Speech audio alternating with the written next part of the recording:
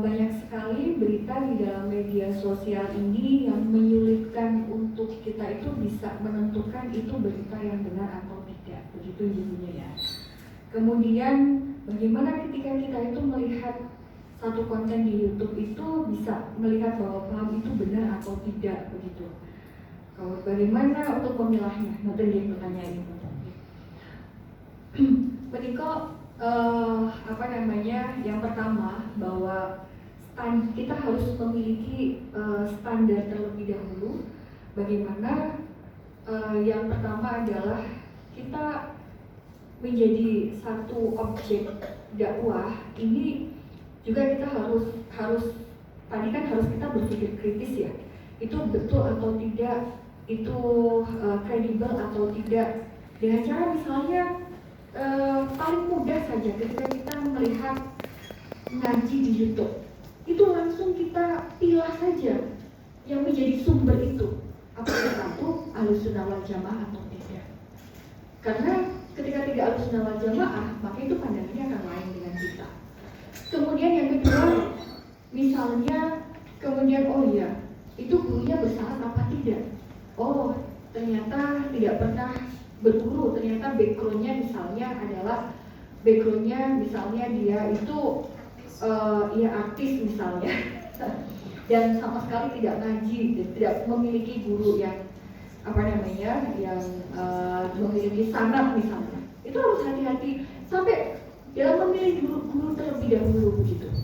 Oleh karena itu kenapa dari Kementerian Agama itu membentuk satu majelis masyayikh ini juga sebagai ada satu rem ya, supaya nanti diregulasi lah, yang bagaimana yang betul, bagaimana yang tidak, kemudian sampai pada aturan-aturan di pesantren, aturan keagamaan itu disesuaikan dengan majelis masyayikh ini.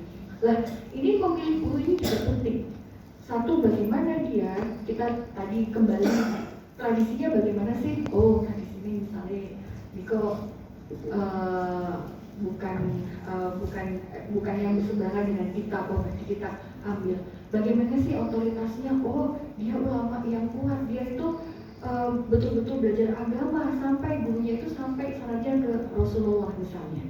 Lah, kemudian dalam mengambil ini kita harus mengambil pola-pola mencari validitas ini dengan cara mustalah hadis, dengan cara-cara mustalah hadis. Dulu pada waktu saya masih sanawi belajar mustalah hadis itu kadang-kadang tidak menangkap maksudnya. Kenapa seorang Imam Bukhari itu tidak mau menerima riwayat daripada seseorang yang makan di warung misalnya? Kenapa kok Imam Bukhari itu tidak mau menerima riwayatnya hanya tidak menggunakan kopiah, hanya tidak beralaskan kaki? Kenapa sih? Apa sih ininya? Ini pentingnya itu apa? Ternyata dalam pola-pola bagaimana mengenai mustalah hadis itu ada yang namanya kita rijalul hadis. Bagaimana dalam kitab-kitab rijalul hadis itu sudah tertera ini sikoh, ini doif, ini tidak. Hanya dilihat dengan sesuatu. Dia itu tidak memakai alas kaki. Itu kemudian mengurangi nilai penerimaan hadisnya, penerimaan riwayat hadisnya.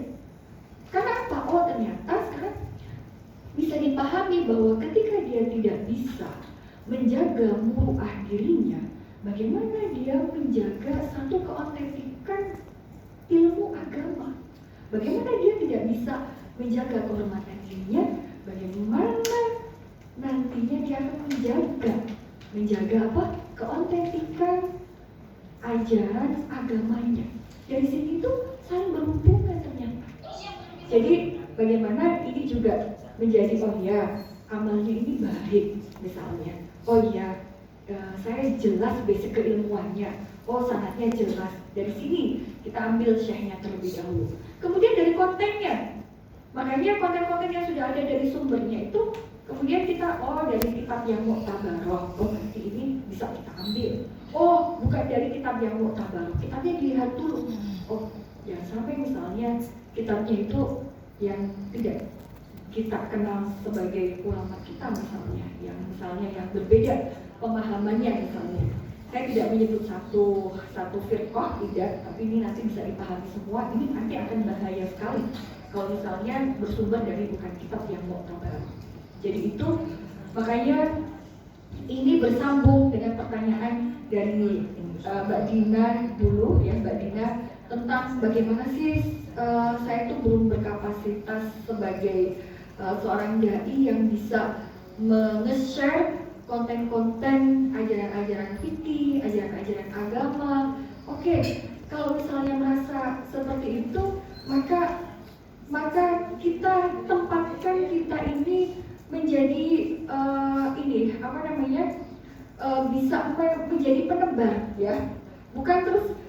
Jadi kita tidak usah berani untuk menciptakan satu hukum tersendiri, tidak. Tetapi dengan apa caranya? Oh ya, kita cari misalnya di dalam kitab-kitab fikih mu'tabar tentang haid dan sebagainya. Kita lihat di situ, oh ya, pemahamannya karena kita sudah ngaji, yang penting itu kita sudah ngaji terlebih dahulu. Ketika sudah ngaji khatam, terus kemudian kita paham dengan betul, oh ya, jangan lupa sertakan sumbernya. Oh ya, sumbernya misalnya dari Fathul Qorib, misalnya sumbernya dari buku Mahal, atau sumbernya dari apa. Bahkan misalnya ketika kita tidak menemukan sumber dari kitab misalnya, kita bisa menemukan misalnya dari qaul ulama, itu tidak apa-apa kita share. Tapi kemudian itu nanti kita pastikan kebenaran daripada konten itu. Oh, ini dari Syekh Ali Jum'ah misalnya. Kemudian panjenengan bisa meriset ulang ya, bisa mengambil dari misalnya akunnya Syekh Ali Jum'ah. Oh, ini bagus sekali ini, saya mau ikut nge-share. Oh, boleh juga ya, nge-share kembali, tapi jangan lupa sertakan sumbernya ini. Jadi